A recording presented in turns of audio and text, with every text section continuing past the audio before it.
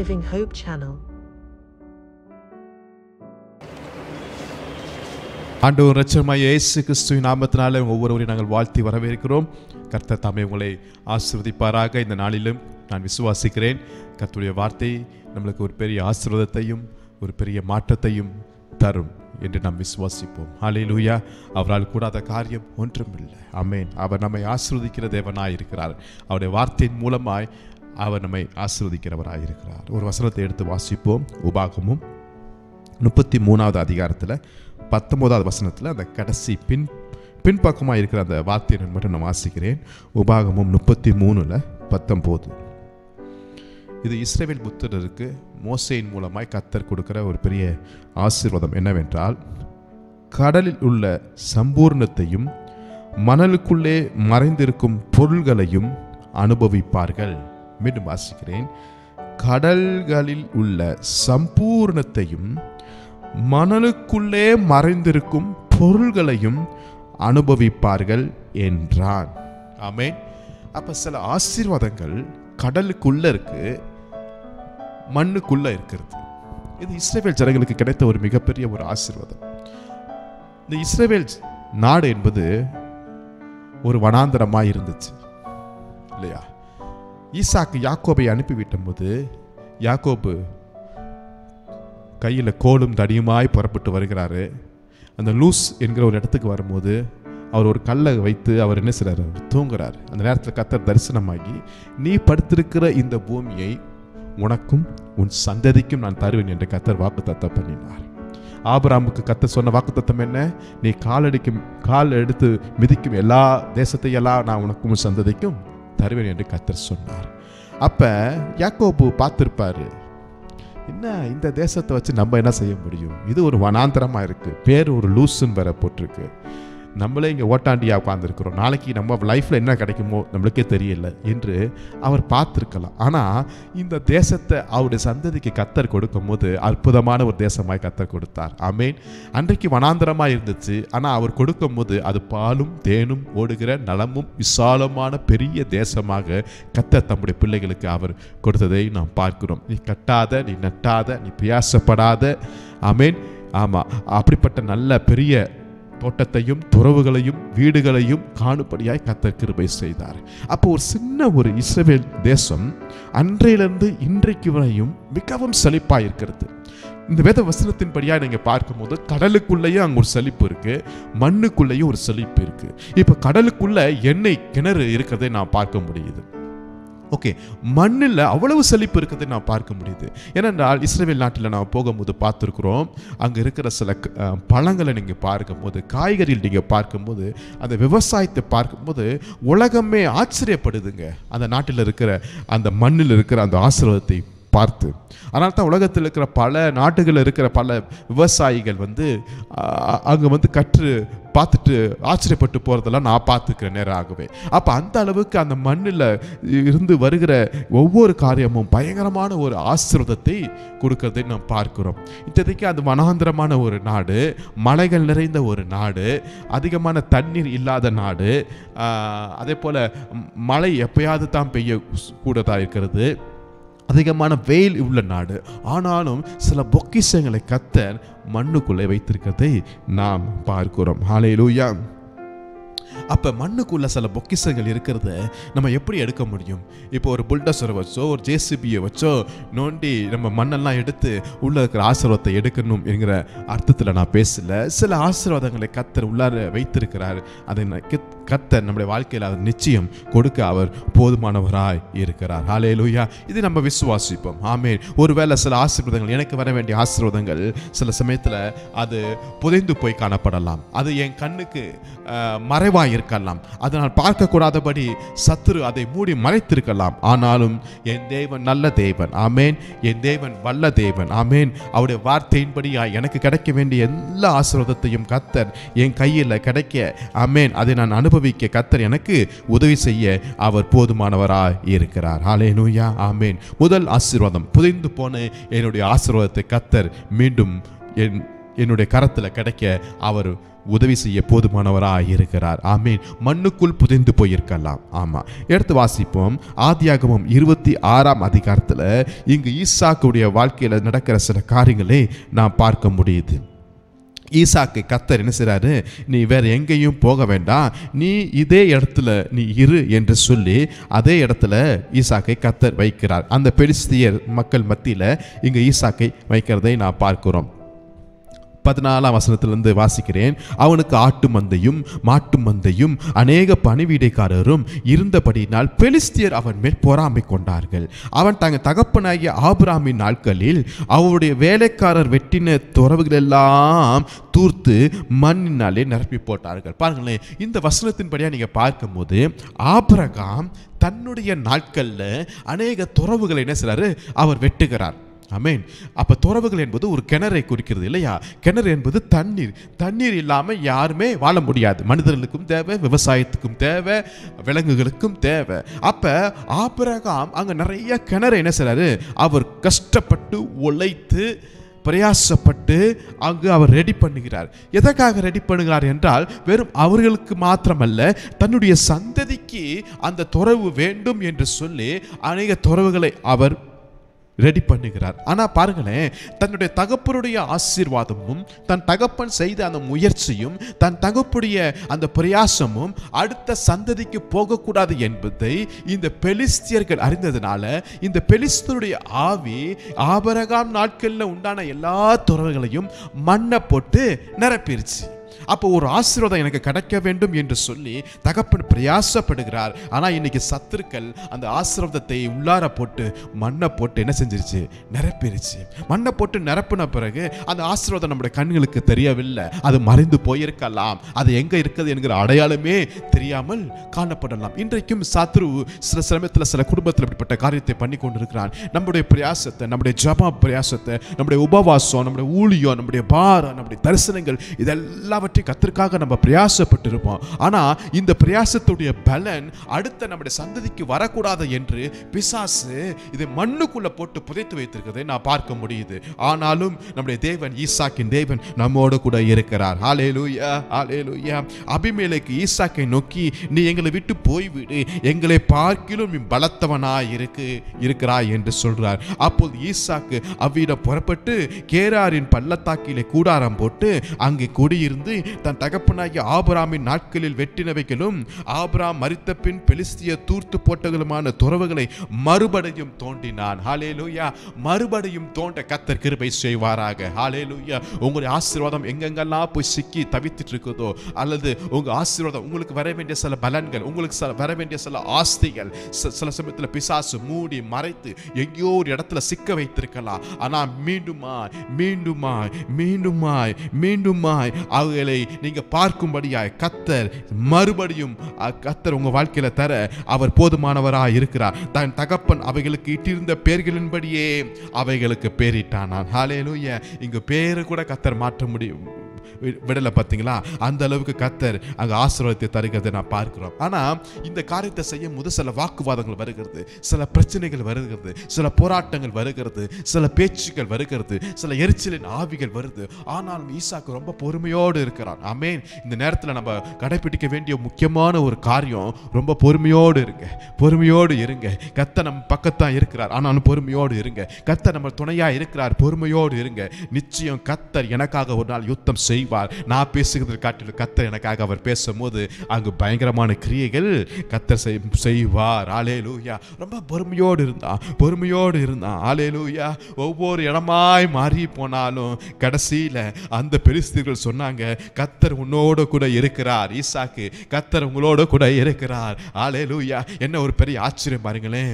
எவ்வளவு ஒரு பெரிய ஆச்சரியம்னா, அந்த பெலிஸ்தியர் நாட்டுக்குள்ள போய் இவ்வளவு ஒரு பெரிய செழிப்பையும் ஆசீர்வாதத்தையும் மறைந்திருந்த புதைந்திருந்த ஆமேன் தகப்பனுடைய தன்னுடைய தலைமுறையுடைய தன்னுடைய சந்ததிக்கு வர வேண்டிய ஆசீர்வாதத்தை மீண்டும் தோண்டி எடுக்கும்படியாக கர்த்தர் கிருபை செய்திருக்கிறார். ஹல்லேலூயா, ஹல்லேலூயா.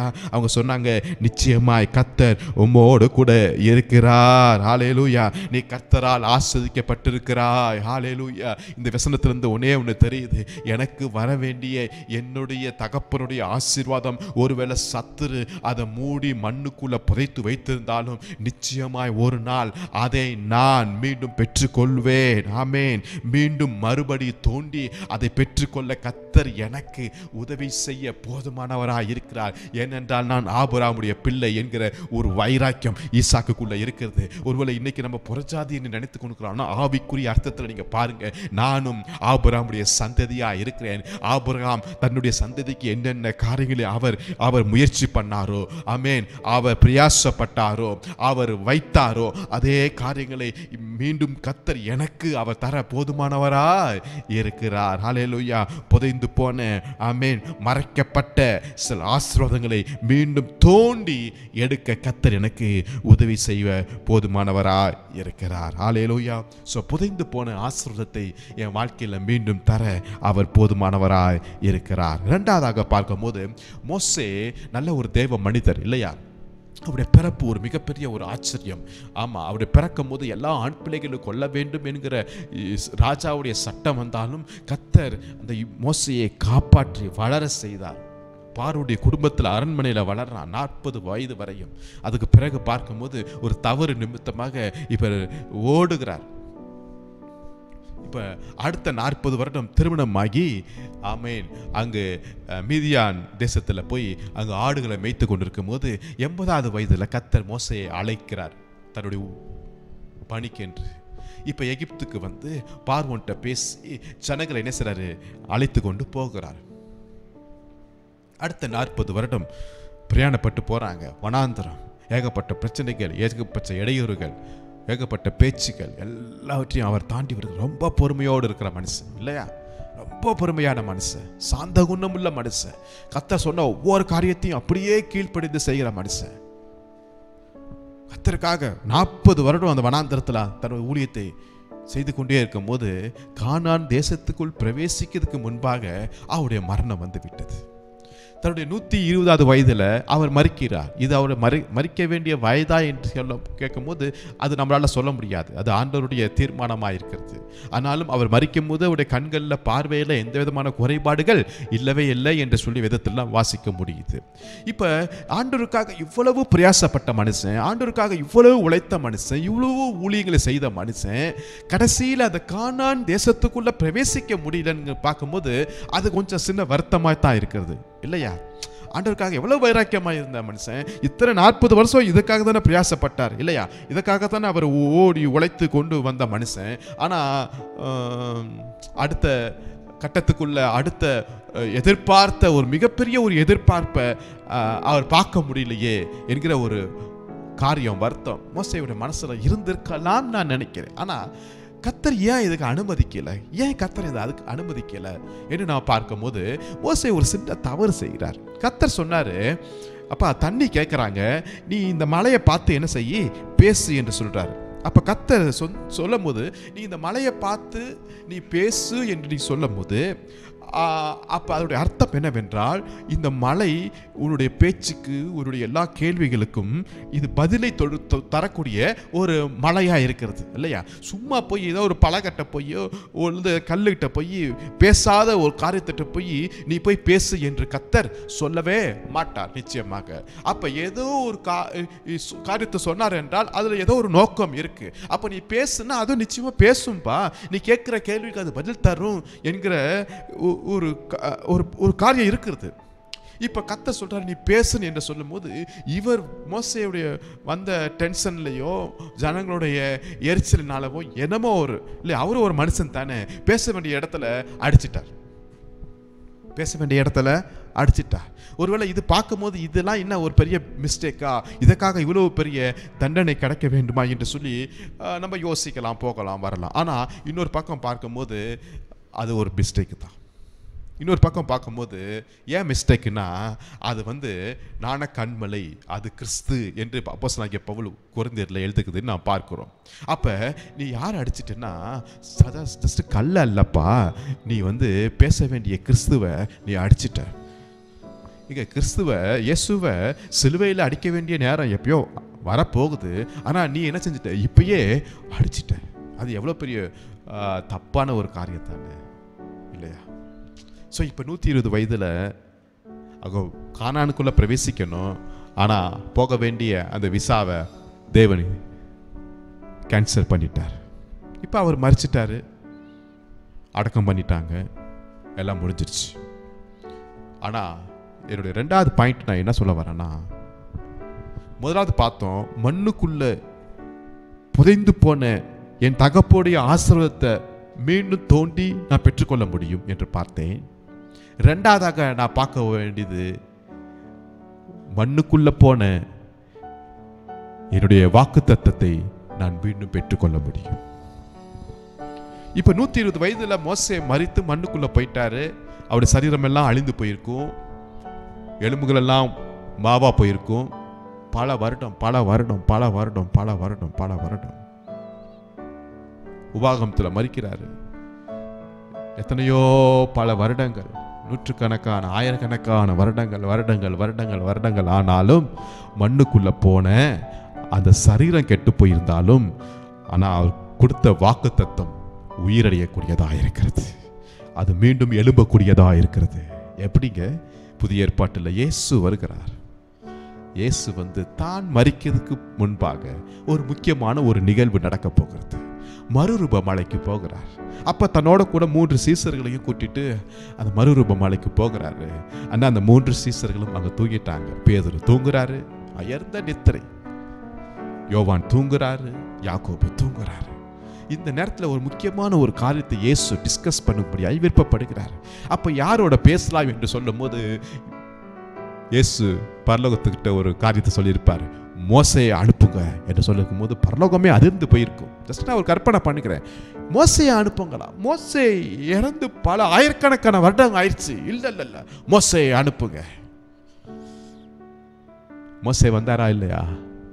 அந்த மறுரூப மலையில மோசே இயேசு பக்கத்தில் நிற்கிறாரு.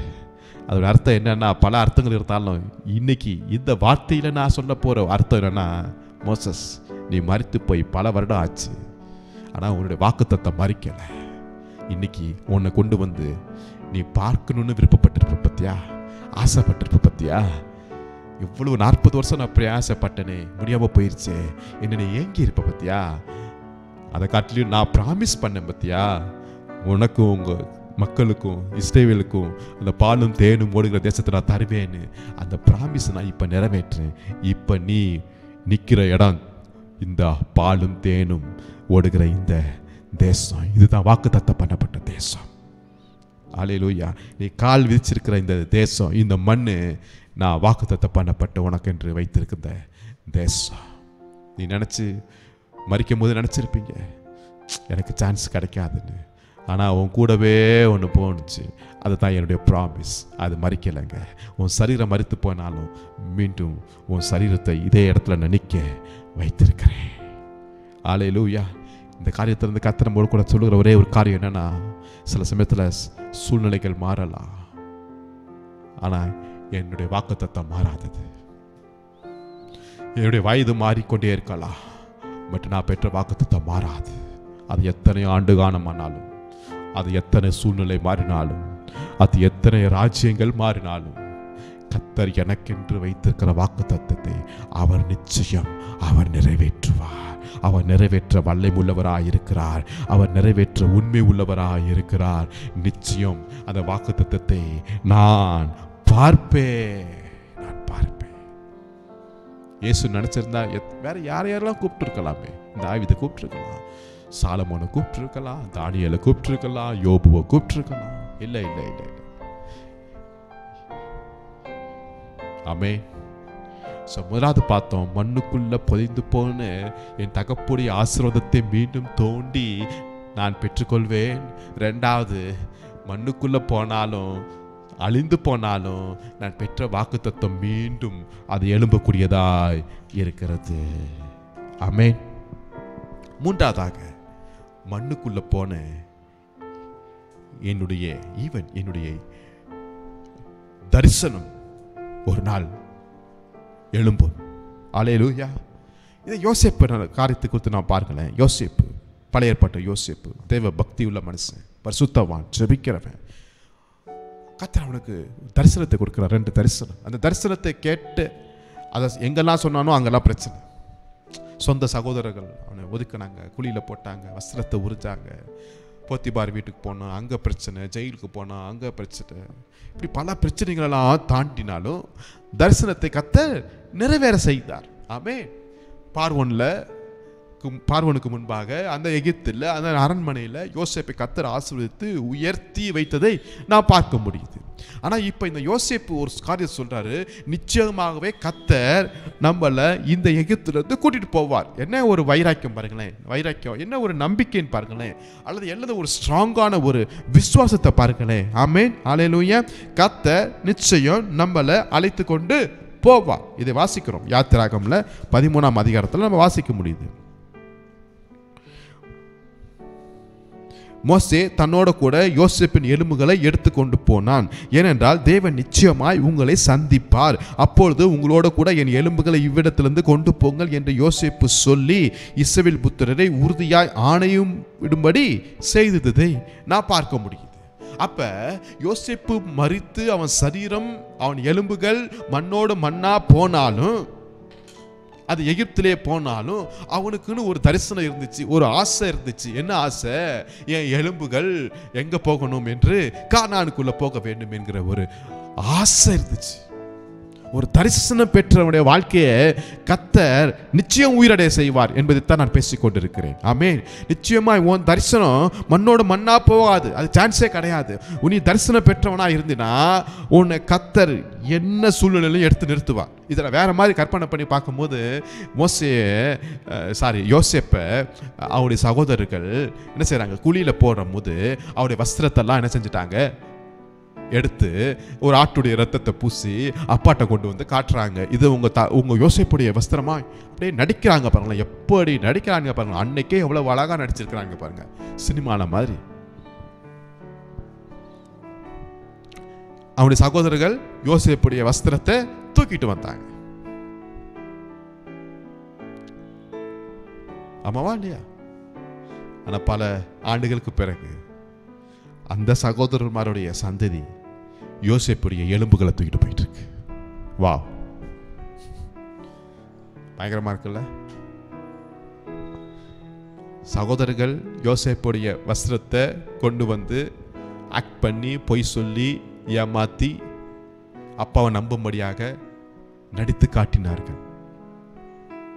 ஆனா அதே சகோதரருடைய சந்ததிக்கு இன்னொரு ஒரு காரியம் வருது, வேலை வருது. யோசேப்புடைய எலும்பை தூக்குறா. ஆமே. தரிசனம் பெற்றவுடைய எலும்பு ஒரு நாளும் எகிப்தில் இருக்காது. அல்லேலூயா. ஆமென். அது எத்தனை வருடமானாலும் சரி.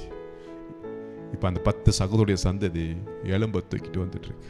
ஒருவேளை அன்னைக்கே அந்த சகோதரர்கள் யோசித்திருக்கலாம், டேய் இன்னைக்கு நம்ம இதை தூக்கிட்டு இருக்கிறோம், ஒருவேளை நம்ம சகோதரர் நம்முடைய சந்ததி எதை தூக்க போகுதோ அந்த யோசனை வந்து தான் நல்லா இருந்திருக்குமே. ஆனா வரலையே. அல்லேலூயா.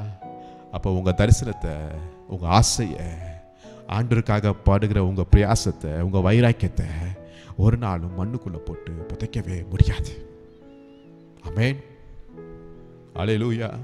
இந்த எலும்பு, இந்த யோசேப்புடைய எலும்புகள் சிவந்த சமுத்திரத்தை கிராஸ் பண்ணியிருக்கும். இந்த யோசேப்புடைய எலும்புகள் மேக சம்பத்துக்குள்ள இருந்திருக்கும். இந்த யோசேப்புடைய எலும்புகள் அக்னி சம்பத்துக்குள்ள இருந்திருக்கும். இந்த மோசையுடைய எலும்புகள் சீனாய் மனுடைய சத்தத்தை கேட்டிருக்கும். ஆமே. எவ்வளவு பெரிய ஆச்சரியம் பாருங்களேன், எவ்வளவு பெரிய ஆச்சரியம். ஆமே.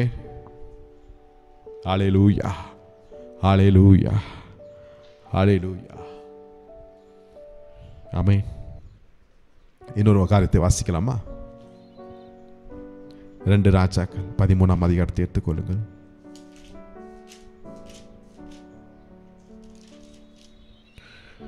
அதுல 20வது வசனத்தை வாசிக்கிறேன். எலிசா மரணம் அடைந்தான். ஜஸ்ட் இது நார்மல் நியூஸ் தான் இல்லையா? எலிசா மரணம் அடைந்தான், அவனை அடக்கம் பண்ணினார்கள். அவ்வளோதான், முடிஞ்சிருச்சு. மறு வருஷத்திலே, அதாவது 1 வருஷம் கழிச்சு, மோவாபியரின் தண்டுகள் தேசத்திலே வந்தது. அப்பொழுது அவர்கள் ஒரு மனுஷனை அடக்கம் பண்ண போகையில் அந்த தண்டை கண்டு அந்த மனுஷனை எலிசாவின் கல்லறையில் போட்டார்கள். அந்த மனுஷரின் பிரேதம் அதில் விழுந்து எலிசாவின் எலும்புகள் மேல் பட்ட போது அந்த மனுஷன் உயிரடைந்து தன் கால்களை ஊன்றி எழுந்திருந்தான். வா, என்ன பெரிய ஆச்சரியம் பாருங்களேன். ஆண்டவரே, இப்படிப்பட்ட கிரியைகள் இன்றைக்கு எங்கள் வாழ்க்கையில், எங்கள் ஊழியத்தில், எங்கள் தேசத்தில் நடக்கட்டும் ஐயா, நடக்கட்டும் ஐயா. இங்கே பார்க்குறோம், எலிசா சாதாரண மனுஷன் இல்லை, எலியாவை கூட இருந்தவர். எலியாவை மேல் இருந்த அபிஷேகத்தை காட்டில் ரெட்டிப்பான அபிஷேகம் எனக்கு வேண்டும் என்று சொல்லி ஆசைப்பட்டவர். எதுக்காக ஆசைப்பட்டவர்? அபிஷேகம். ஆமே சொல்லுங்க, அபிஷேகம். நான் சொல்றேன், என் மேல எத்தனை பதவி இருக்குதோ, எனக்குள்ள எத்தனை அந்தஸ்து இருக்குதோ, ஆஸ்தி இருக்கோ, எத்தனை சர்டிஃபிகேட் இருக்குதோ, எத்தனை வீடுகள் இருக்கோ, தோட்டம் இருக்கோ, துறவு இருக்கோ, அதெல்லாம் தேவையே இல்லை. எல்லாவற்றை காட்டிலும் மேலானது என் மேல இருக்கிற அபிஷேகம் வேணும் சொல்றேன். இந்த எலிசாவை மேலிருந்த அபிஷேகம், அவன் மரித்தாலும் அந்த அபிஷேகத்துடைய வல்லமை குறைந்து போகவே இல்லை. என்ன ஒரு பவர்ஃபுல்லான ஒரு வாக்கியத்தை நான் சொல்லிட்டு இருக்கேன் பாருங்க. எலிசா மரித்து போனாலும் எலிசா மேல் இருந்த அபிஷேகத்துடைய அந்த விரை தன்மை, அந்த வல்லமை குறையவே இல்லைங்க. எலிசா மரணம் அடைந்தான், அடக்கம் பண்ணப்பட்டான், அவ்வளவுதான், முடிஞ்சிருச்சுன்னு நம்ம நினைச்சிருந்தோம். ஆனா அவன் மரித்தானே தவிர அவன் மேல இருந்த அபிஷேகம் மறிக்கவில்லையே. ஒரு வருடம் கழிச்சு ஏதோ ஒரு ஊர் பேர் தெரியாத ஒரு மனுஷன் சடலத்தை அங்க கொண்டு வந்து புதைக்கும் போது எலிசாவுடைய எலும்புகள் பட்ட போது, அவ்வளவுதான், எலிசாவின் எலும்புகள் மேல் அது பட்ட போது அந்த மனுஷன் உயிரடைந்தானா. இவன் எப்படி செத்தானான்னு நமக்கு தெரியாது. எத்தனை வயசு, நல்லவனா கெட்டவனா, துன்மார்க்கனா நீதிமானா, எதுவும் நம்மளுக்கு தெரியாதுங்க. ஆனா ஒண்ணுங்க, அபிஷேகம் இன்னைக்கும் ஜீவன் உள்ளதா இருக்கு, அதோடைய வல்லமை குறைந்து போகவே இல்லைங்க. ஹல்லேலூயா. அப்ப நான் ஒன்று சொல்றேன், நான் உள்ளர் இருந்தாலும், எவ்வளவு நொறுக்கப்பட்டு இருந்தாலும், எவ்வளவு அடைக்கப்பட்டு இருந்தாலும், எவ்வளவு என்னை சிறைச்சாலையில் போட்டாலும், என்னை ஒடுக்கினாலும், என் மேல் இருந்த அபிஷேகம் ஒரு நாள் நிச்சயமாய் எழும்பும், நிச்சயமாய் எழும்பும், நிச்சயமாய் அது எழும்பக்கூடியதாக இருக்கிறது.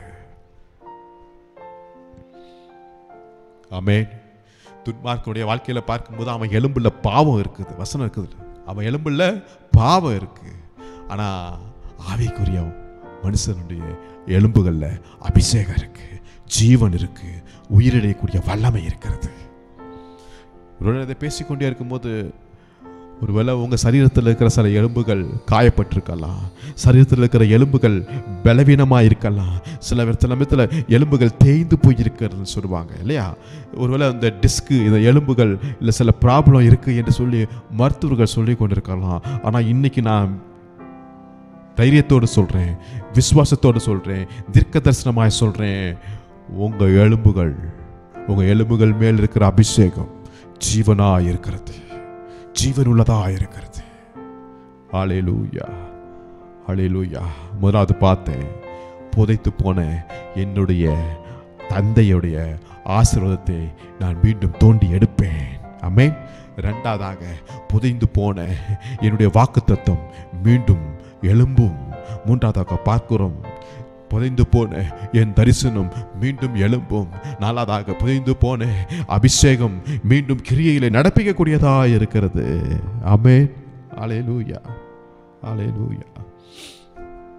சில சமயத்தில் ஐந்தாவதாக பார்க்கும்போது, சில சமயத்தில் சில சோர்வுகள்னால, சில ஏமாற்றத்தினால நமக்குள்ள ஆண்டவர் வைத்திருக்கிற சில தாளந்துகளை மண்ணுக்குள்ள போட்டு என்ன செஞ்சிருப்போம், மூடிடுவோம். ஆண்டவர் நம்ம எல்லாத்துக்கும் தாழ்ந்துகளை கற்றுக் கொடுத்துருக்கிறார். இதை நீங்கள் விசுவாசித்தாலும் விசுவாசிக்காட்டினாலும் அதுதான். சில பேருக்கு 5 கொடுக்கலாம், சில பேருக்கு 3 கொடுக்கலாம், சில பேருக்கு 1 கொடுக்கலாம். ஆனால் கொடுத்துருக்கிறாரா இல்லைப்பா? எங்க நம்மளை நம்பி ஒருத்தர் ஏதாவது 1ஆவது கொடுக்குறாரு, எவ்வளோ பெரிய விஷயம் இல்லையா? அவ்வளோ பெரிய யோக்கியனா, பெரிய ஆளா, படித்தவனா, உண்மை உள்ளவனா, பரிசுத்தவனா, ஜபிக்கிறவனா, நீதிமானா? இல்லவே இல்லையே. ஆனாலும் கர்த்தர் நம்மளை நம்பி இந்த 1 தாளந்தையோ 2 தாளந்தையோ 3 தாளந்தையோ 5 தாளந்தையோ கொடுத்துருக்கிறாரு. இதை காட்டிலும் ஒரு பெரிய பாக்கியம் இந்த உலகத்தில் வேறு எதுவுமே இல்லை. ஆனால் செய்கிற மிஸ்டேக் என்ன, ஆண்டவர் அவனுக்கு மட்டும் 5 கொடுத்தார், ஏன் எனக்கு 1 கொடுத்தார் என்று பேசி பேசி பேசி யோசித்து இருக்கிறதையும் மண்ணுக்குள்ளே போட்டு என்ன செஞ்சிடறோம், புதைத்து போட்டுடுறோம்.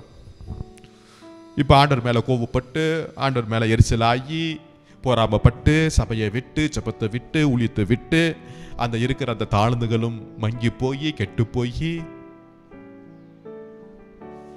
நடக்குதா இல்லையா?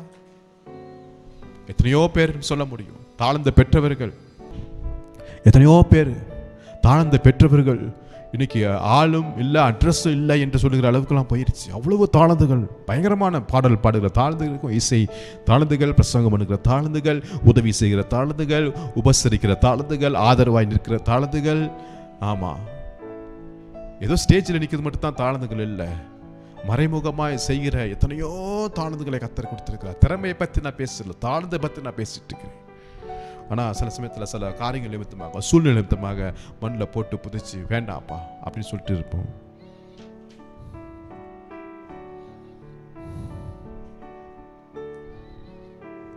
பயந்து போய் இந்த ஒரு தாழ்ந்த வாங்கினவன் மண்ணில் போட்டு புதைச்சிட்டான். நீ காண்டுட்டு கேட்பானவரே, மண்ணுக்குள்ளே போயிடுச்சு என் தாழ்ந்து, மீண்டும் எடுக்கணும். ஆமென், மீண்டும் எடுக்கணும். இந்த 1 2 மாற்றணும், இந்த 2 4 மாற்றணும், 4 8 மாற்றணும், 8 12 மாற்றணும். எனக்கு உதவி செய்யப்பா. என் தாழ்ந்து மறிக்கக்கூடாது, என் தாழ்ந்து யாருக்கு பிரயோஜனம் இல்லாமல் போகக்கூடாது, என் தாழ்ந்து இன்னும் பிரயோஜனமாக மாறணும். எனக்கு உதவி செய்ய, என் சோம்பேறித்தனத்தை மாற்றுங்க என்று சொல்லி ஆண்டவர்கிட்ட கேட்கும் போது ஆண்டவர் நிச்சயம் இரக்கமுள்ளவராயிருக்கிறார், இரக்கமுள்ளவராயிருக்கிறார், நிச்சயம் கிருபை செய்கிறவராயிருக்கிறார். அல்லேலூயா, அல்லேலூயா. கடைசியாக பார்க்கும்போது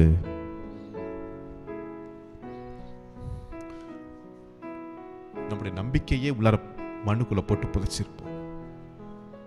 எல்லாரும் ஒரு பெரிய நம்பிக்கையோடு தான் அந்த உலகத்தில் வாழ்ந்துட்டு இருக்கிறோம் இல்லையா? நாளைக்கு இதெல்லாம் எனக்கு லைஃப்ல கிடைக்கும், எனக்கு ஒரு நம்பிக்கை. திருமணம் ஆகும்போது ஒரு நம்பிக்கையோடு, வேலைக்கு ஒரு நம்பிக்கையோடு, எக்ஸாமில் ஒரு நம்பிக்கையோடு, இன்டர்வியூ ஒரு நம்பிக்கையோடு. ஆனால் கிடைக்காம சூழ்நிலையில் நம்பிக்கையை போட்டு உள்ளார போட்டு சமாதி கட்டி புதைச்சிருவோம். முடிச்சிருச்சுட்டான் என் லைஃப். இதனால தான் அநேக பேர் சூசைடுக்குள்ளே போகிறாங்க, நம்பிக்கை இழந்து பைத்தியமாகிறாங்க, மனசோர்வுக்குள்ளே போகிறாங்க.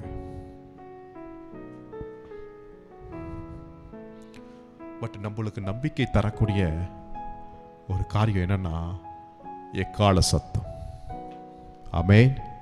ஒரு எக்கால சத்தம். இந்த உலகத்தால் சொல்லுவாங்க அவ்வளோதான் முடிஞ்சிருச்சு இந்த ஒரு லைஃப் அப்படின்பாங்க. இல்லை இல்லை இல்லை இல்லை, எனக்கு இன்னொரு நம்பிக்கை இருக்குது. ஆமென். இந்த எக்கால சத்தம் கேட்கும் போது அவரோடு கூட நானும் எடுத்துக்கொள்ளப்படுவேன். அல்லேலூயா. உலகத்தில் இருக்கிற ஜனங்களுக்கு அந்த எக்கால சத்தம் ஒரு நியாயத்தீர்ப்பை கொண்டு வரது போல இருக்கும். ஆனால் அந்த எக்கால சத்தம் நான் என் காதில் கேட்கும்போது எனக்கு ஒரு மிகப்பெரிய ஒரு நம்பிக்கை பிறப்பிக்கிற மாதிரி இருக்கும். யோபுடைய லைஃப்பை நீங்கள் பாருங்களேன், எல்லாத்தையும் இழந்தார் ஒரே நாளில். என்ன ஒரு ஆச்சரியன்னா, ஒருத்தன் ஓடி வரான், சொல்கிறான் இதெல்லாம் இழந்தேனுங்கிறான், நான் மட்டும் தான் தப்பிச்சு வந்தேனுங்கிறான். பக்கத்தில் இன்னொருத்தன் ஓடி வரான், அதெல்லாம் போயிடுச்சு, ஆடு மாடெல்லாம் போயிடுச்சு, நான் மட்டும் தான் தப்பிச்சு வந்தேன். இன்னொருத்தன் ஓடி வரான், உங்கள் பிள்ளைகள் எல்லாம் போயிட்டாங்க, நான் மட்டும் தான். எனக்கு ஆச்சரியம், என்ன ஒருத்தனை மட்டும் கரெக்டாக தப்பிச்சு, எல்லா இடத்துலேருந்தும் ஒருத்தன் மட்டும் தப்பித்து வந்துருக்கிறானே. ஒருத்தன் ஆண்டவர் தப்பிக்க வச்சிருக்கிறாரு. இன்னைக்கு கர்த்தர் நம்மளை தப்பிக்க வச்சிருக்கிறார் ஏதோ ஒரு விஷயத்திற்காக. ஆமென். அல்லேலூயா.